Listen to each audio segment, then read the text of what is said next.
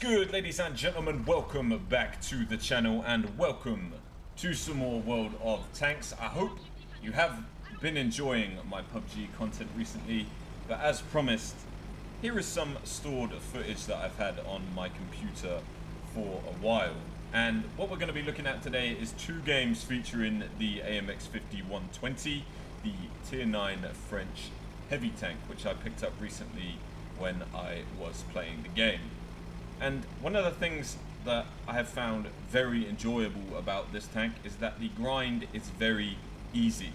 And the grind is very easy because this tank has an exceptional 100mm gun. Before you get the top 120mm gun, this is the same gun that you have on the AMX 5100, but instead of having a 45-second reload, you have about a 32-second reload, and it just makes the experience so much better. So we are here on Westfield, and it is an encounter game, and the enemy are currently capturing the flag. But naturally, I've pushed up to the hills with a few others, such as the E75, and we're going to try and take a shot at this Freedom here. Unfortunately, we just miss him as he backs off into cover, but he did bounce off of my turret, which is very nice because we didn't take any damage in return. Well, at least until artillery jumped into the picture. Good old GW Tiger. Took 600 of my hit points just by landing a shell next to me. But never mind. Anyway, what we're going to do now is push down because nothing much is really happening here, and I don't have the gun depression to work that particular position. So we spot a Tiger 1 in front of us, and we are going to assume that he's going to come through this gap, which he does. We fire our shot, and unfortunately we only do attract damage to him. He's going to continue to move forward. Whether we're going to get another shot at him or not, I don't know. I think he may poke through that same hole again. And we're lining up our shot in case he does, but he gets lit on the other side once more. And the LTG is just kind of sat in position, so I figured to push this guy, get one shot into him, and he's very much out of cover now. Unfortunately, our second shot does miss, and we only score one hit. Now the Tiger 1's moving up again, so I aim in preparation to get a shot at him. Unfortunately, that one misses, and now he's in cover, and I am reloading. So bad shots there from me. But like I said, the reload is now only 31 seconds. If I was a AMX 5100 at this point, I'd have to wait 45 seconds for me to be able to engage this guy again.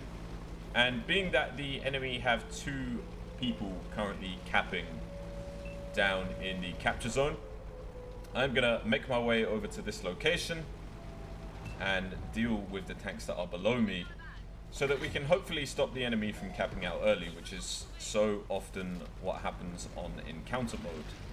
So we line up the shot on the Tiger 1 just behind this corpse, and naturally the shot goes straight through his upper glacis. Second shot goes through as well, and the third shot unfortunately only tracks him. But now we're going to aim for the A44 because he had more hit points than the Tiger, and we secured those hit points on him. Now aiming at the side of our Black Prince, we get two through him, and it's time for our next reload. So we're going to disengage, get ourselves into a bit of cover, let my team know that we're reloading, and now we have secured the capture zone. Now it's even Stevens right now, 6 aside. And the enemy have pushed over the hill that we were at earlier, and the enemy light tank just died to our artillery. That's a really good shot from him. And now we have an M46 pattern in front of us in the open, side on, and we're going to be able to abuse this guy. Luckily, we track him with our first shot. Second shot goes through as well. His return shot misses. Third shot goes through, and can we finish him? We can indeed. So 4 very good shots there to finish off the M46 pattern. Now we have a Freedom pushing up as well. But with the amount of shots left that I have in the clip, and you get 6 shots in the clip if you guys didn't already notice or know.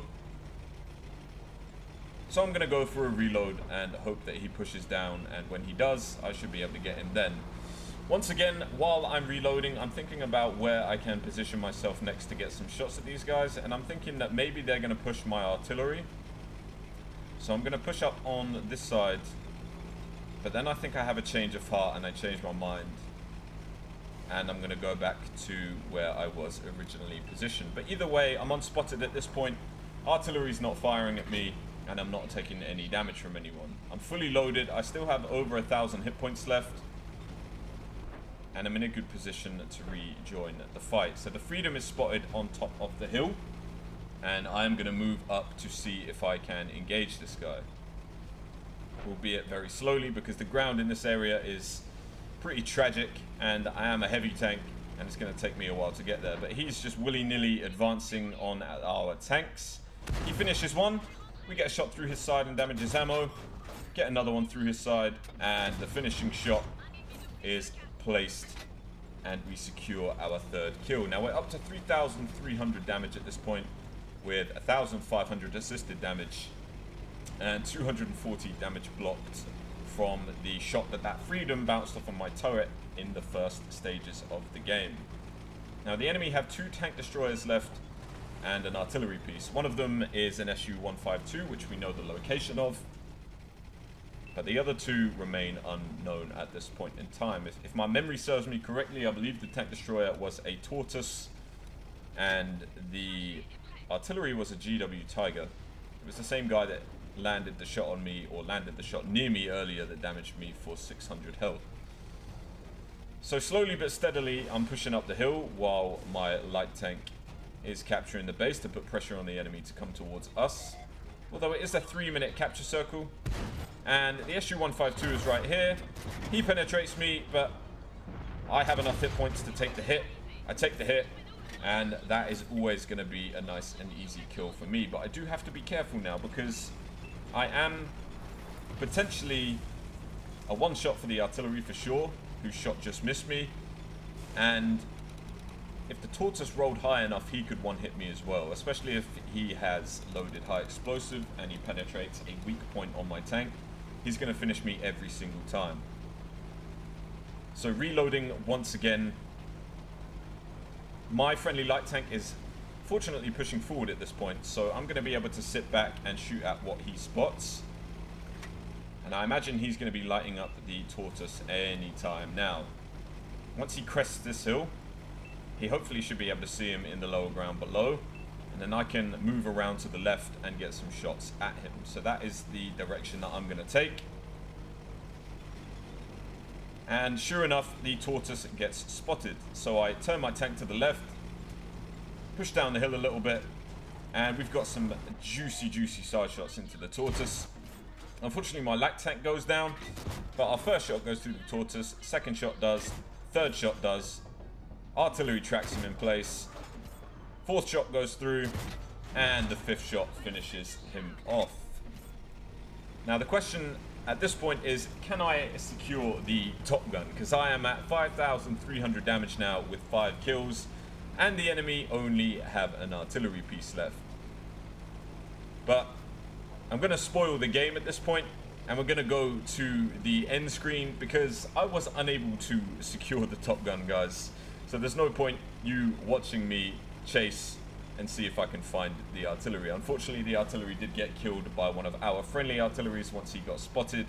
So without further ado, we are going to move into the post-game stats to review how. Okay, ladies and gentlemen, so taking a look at the post-game stats, you can see that I managed to pick up the high caliber medal as well as an ace tanker medal.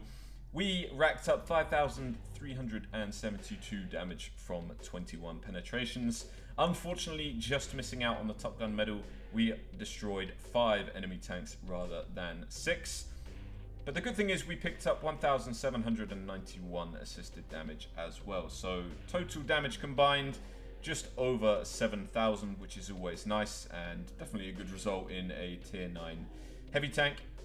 We picked up 58,427 silver, as well as 23,226 experience. Now, bear in mind, I think I had a boost active in this game, as well as the daily XP bonus that we had active at the time as well. So that is why the XP that we managed to get was very, very good. And obviously, I have a premium account active at the time as well, which helps. So moving on to the team score, you can see that we topped our team by a considerable margin. The closest person to me was the GW Tiger on our team, who did 3,700 damage, and that's not too bad. That's not too bad, but considerably topping our team in terms of experience. Our base XP for that game was 1,802. So if you haven't had an ace tanker in the AMX 50-120 yet, you know to aim for around that figure. Although this battle did take place about 3 months ago from when you guys are going to see this video, so that figure may have changed in that time, so that's something to bear in mind. But hopefully it should give you a bearing on what to expect anyway. And if we look at the statistics from that game, we can see that we fired 27 shells that game. 23 of those directly hit the target, and of those 23 shells that hit the target, we secured 21 penetrations. We bounced one shot that was shot at us that game, which was the freedom shot that bounced off us at the very start of the game when we were riding the ridge line on the other side of the map. But all in all, a very solid performance from the AMX 50-120 with the 100mm gun equipped. Now, as promised, ladies and gentlemen, I have a second game to show you, so without further ado, we're going to hop into that one now, and I hope you do enjoy. Okay, what's good, ladies and gentlemen? Welcome to the second game. So here we are on El Halouf, once again on an encounter battle format, and we are going to move round to the left-hand side of the map, where most of the heavy tank fighting happens, over in the June. Well, I say June area. This is more like the rocky area. I suppose the whole map is quite rocky. I don't really know what I'm talking about, but you guys know where I mean, okay? You guys know where I mean. We're not going towards the flag. We're going towards the brawling heavy tank area on El Halouf. And fortunately, as luck would have it, I have a fellow Immortals member on my team, which is Malar in the M46 pattern. You can see there just in front of me on my left, which is very fortunate matchmaking. So me and him are going to push up on this side. The HWK tries to push down and escape, but I already have a clip loaded. We've got one into him, we've got two into him, and the third finishes him off before he dips down the hill and escapes. So it's very nice to get the light tank out of the game nice and early. Now we're going to get some side shots on this Patriot. One goes through. Second shot unfortunately misses, but then we're going to change our attention to the P43 and get a shot through him, damaging his engine. He does pen us in return, but for a very small amount of damage. Unfortunately, we were able to bounce a shell before that guy took a shot at us as well. So in the process of reloading now while my team push forward. And what I'm thinking at this point is I once again need to move around to the left so that I can get some flanking shots on the tanks that are keeping my tanks busy on this side. But this AMX M4 is just sat still and is way too juicy of a target for me to ignore at this point. So we get two shots through him, lining up the third. The third penetrates as well, and he just backs into cover before we can take another shot at him. So I'm going to push around this corner, help out my friendly Conqueror, and a 45 TP pushes around the corner. One shot in, two shot finishes him off, and now we're going to switch our attention to the Conqueror on the enemy team, and we get a nice shot through the Conqueror's engine deck. Now I need to back up at this point because there's two Conquerors in front of me, and both of them could easily switch their attention to me, but fortunately they are preoccupied. One of them on Malar, who unfortunately I'm not going to be able to save, and the other on our friendly Conqueror. But I am reloading. Malar unfortunately gets taken out, and I would have liked to have saved him. I apologize by showing him that I was reloading. And I'm going to take my shot on the enemy Conqueror, who we managed to finish off. The other enemy Conqueror is on 61 hit points, but pushing out, we're now taking a shot at the Object 257. And I'm going to switch my attention to this Fatherland, who is producing his rear armor. And we managed to damage his engine with our first shot. Our second shot unfortunately misses. Third shot bounces. And we line up a fourth shot. but we unfortunately miss that one as well. So going for another reload now. And what we're going to do next is push around the corner to our left and hopefully take some shots at the tanks that still have hit points around there. The Fatherland is slowly being reduced. He's a one-shot for pretty much anybody on our team now as well. But now I'm reloaded, I am going to push around on this side because the enemy have been advancing over here. The 257 has his rear to me, so does the ST1. Unfortunately, our first shot bounces, although we bounced a shot from the STI, and now we're focusing on the 257. So many Russian tanks to shoot at. We've shot at an ST1, an Object 257, and a T10, all in very close order to each other. But once again, I am reloading, and I just realized that I called the ST1 an ST1 and an STI at the same time. I mean, really, it doesn't matter what you call it. You guys know which tank I'm talking about. So at this point, I'm going to reflect on my performance so far. We've got 3 kills, 4,300 damage done, and 700 assisted damage. Now there's 4 enemy heavy tanks around this corner. An Object 257, a T10, an ST1, and I can't recall the other one actually. I think maybe another ST1. But at this point I decided to load some premium rounds because, well, Russian tanks have a way of being very troll. As you saw when I shot at the ST1 when I had his side armor produced to me. So I don't want any of these shots to miss. I don't want any of them to bounce. I don't want any of them to ricochet. And I'm loading a clip of APCR. I'm pretty sure this Object 257 is expecting me here. Of course, naturally, we load APCR for that not to happen, but it turns out we hit his tracks and do nothing anyway. Our shot penetrates the ST1. He moves back into cover, but we get a cheeky shot through his lower glacis before he can retreat completely. Our enemy is being taken out by our team. Fortunately, well, unfortunately, that one bounces off of his lower glacis. And we finish him off with a shot through the side of his turret. And then we take the time to aim our last shot. Our last shot. God, am I going American, guys? Our last shot into the STI to the rear of his turret. But at this point, I am just reloading. Friendly tanks are swamping around this guy, and he gets taken out as well. So without further ado, chat, this isn't Twitch. We're going to look at the post-game stats now. So taking a look at the post-game stats from that battle, you can see that once again I managed to pick up the high caliber medal and an ace tanker medal once again as well. This time though, we managed to add the sniper medal and the Confederate medal to our collection as well. So we did 5,410 damage that game from 21 penetrations, 4 enemy tanks destroyed, and 1,086 assisted damage, with 680 damage blocked this time around. We picked up 22,627 silver, and we picked up 18,753 XP. Now, taking a look at the team score from that game, once again we topped our team, although this time by a more considerable margin. I think the closest person to us was Malar in the M46 pattern. And once again, I apologize to Malar for not being able to save you. My bad, but I suppose your demise helped me have a good game this game. That's a light way of looking at it. So my bad for not saving you, but I wasn't reloaded. If I was, I 100% would have pushed and killed that guy.